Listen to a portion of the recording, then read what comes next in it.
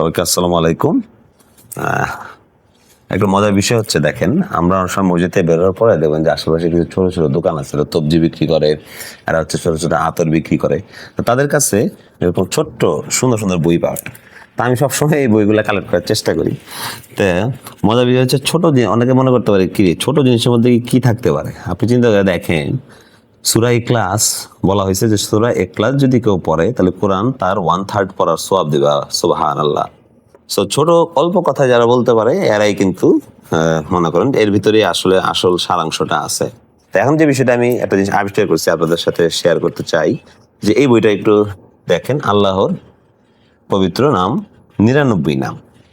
এখন আল্লাহ তাআলার 99টা নাম, এই নামের একটা চমৎকার ফজিলত আছে। এই 99টা গুণ, এটা আল্লাহ তাআলার গুণ। অর্থাৎ এই গুণ আপনি কখনো কোনো মানুষকে যদি বলেন তাহলে আপনার হচ্ছে শিরকের পর্যায়ে চলে যাবে।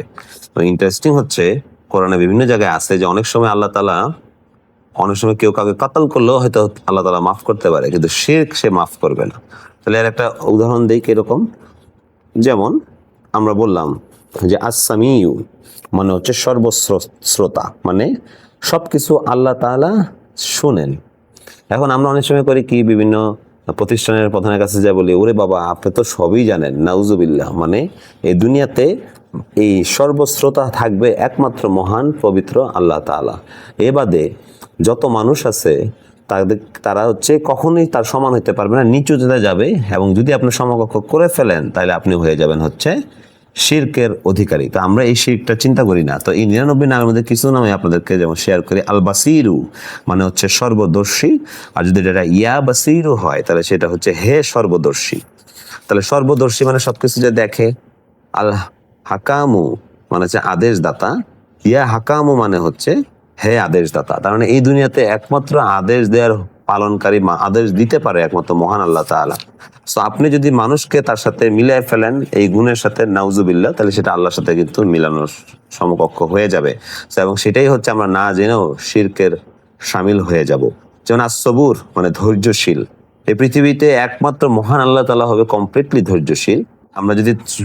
আমরা অনেক সময় যাই বলে ফেলি, আচ্ছা স্যার আপনি তো অনেক বেশি ধৈর্যশীল, আপনি তো অনেক বেশি সত্যতা পছন্দকারী। যেমন আর রাশিদু মানে সত্যতা পছন্দকারী। অর্থাৎ এই গুণগুলা হচ্ছে আপনার শিরক থেকে বাঁচার মারাত্মক জিনিস। এই কারণে আল্লাহ তাআলা বলছে যে আমি সবকিছু মাফ করবো কিন্তু শিরক মাফ করবো না। আমি আশা করি আমরা এই শিরক থেকে দূরে থাকবো এবং এই ছোট ছোট বই যেটা 10 টাকা 15 টাকা এইগুলা কালেক্ট করার চেষ্টা করবো। সেই ছোট্ট এন্টারপ্রেনারটার জন্য সাহস হবে। এটা মিনা বুক হাউস, আপনি যদি বাংলা বাজারে যান, এই বইটা নর্মাল একটা জায়গা থেকে কিনলে 100 টাকা লাগবে, বাংলা বাজার থেকে আপনাকে মাত্র 15 টাকাই দিবে। এটা আল্লাহ তাআলার একটা বরকত যে আমাদের দেশে এত কম দামে বইগুলা পাওয়া যায়। ধন্যবাদ।